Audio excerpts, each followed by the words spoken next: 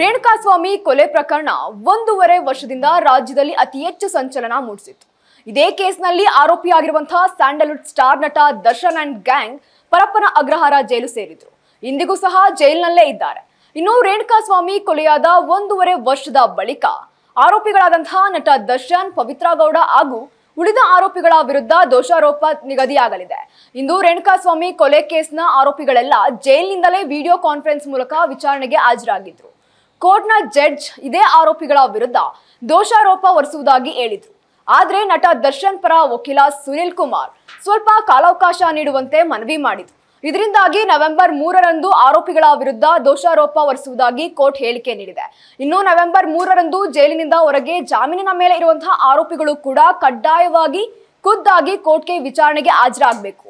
ಇನ್ನು ನವೆಂಬರ್ 3ರಂದು ವಿಚಾರಣೆಗೆ ಹಾಜರಾಗದಿದ್ರೆ ಆರೋಪಿಗಳ ವಿರುದ್ಧ ಜಾಮೀನು ರಹಿತ ವಾರೆಂಟ್ ಹೊರಡಿಸಲಾಗುತ್ತದೆ ಎಂದು ಕೋರ್ಟ್ ಹೇಳಿದೆ.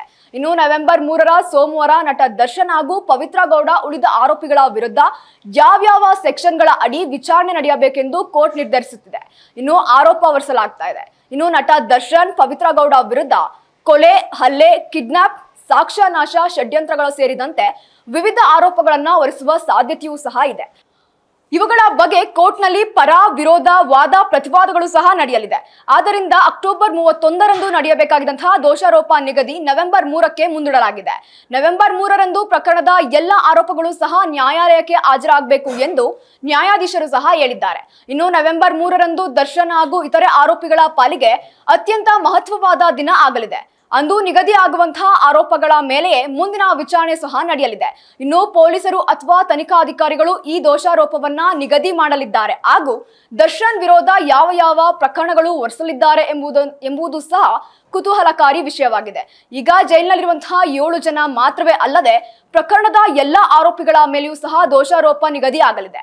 ಇವರಲ್ಲಿ ಕೆಲವರ ಹೆಸರನ್ನು ಕೈಬಿಡುವ ಸಾಧ್ಯತೆಯೂ ಸಹ ಇದೆ. ಇನ್ನು ದರ್ಶನ್ ಪರ ವಕೀಲರು ಈ ಹಿಂದೆ ವಿಚಾರಣೆಯ ವೇಳೆ ಶೀಘ್ರವಾಗಿ ದೋಷಾರೋಪ ನಿಗದಿ ಮಾಡಿ ಸಾಕ್ಷ್ಯಗಳ ವಿಚಾರಣೆ ಆರಂಭ ಮಾಡುವಂತೆ ಒತ್ತಾಯ ಮಾಡಿದ್ರು. ಆದ್ರೆ ಸರ್ಕಾರಿ ವಕೀಲರು ದೋಷಾರೋಪ ನಿಗದಿಗೆ ಸಮಯ ಕೇಳಿದ್ರು. ಇನ್ನು ದರ್ಶನ್ ಪರ ವಕೀಲರು ತಾವು ವಿಚಾರಣೆ ಎದುರಿಸಿಯೇ ನ್ಯಾಯಾಲಯದಿಂದ ಹೊರಹೋಗುವುದಾಗಿ ಹೇಳಿದ್ದಾರೆ. ಅಲ್ಲದೆ ನ್ಯಾಯಾಧೀಶರು ಸಹ ಎರಡೂ ಕಡೆಯವರು ಸಾಕ್ಷ್ಯಗಳ ವಿಚಾರಣೆಗೆ ಸಹಕರಿಸಬೇಕು ಎಂದು ಮನವಿಯನ್ನು ಸಹ ಮಾಡಿದ್ರು. ಇನ್ನು ಯಾವುದೇ ತೀರ್ಮಾನ ಹೊರಬೀಳಬೇಕು ಅಂದ್ರೂ ಸಹ ನವೆಂಬರ್ 3ರವರೆಗೆ ಕಾಯ್ಬೇಕಿದೆ. ಇನ್ನು ದರ್ಶನ್ ವಿರೋಧವಾಗಿ ಯಾವ ಕೇಸ್ ದಾಖಲಾಗುತ್ತದೆ ಎಂದು ಸಹ ಕಾದು ನೋಡಬೇಕಾಗಿದೆ. ಇದಾಗಿತ್ತು ಈ ಕ್ಷಣದ ಸುದ್ದಿ. ಮತ್ತಷ್ಟು ಸುದ್ದಿಗಾಗಿ ನೋಡ್ತಾ ಇರಿ ಸ್ಪೀಡ್.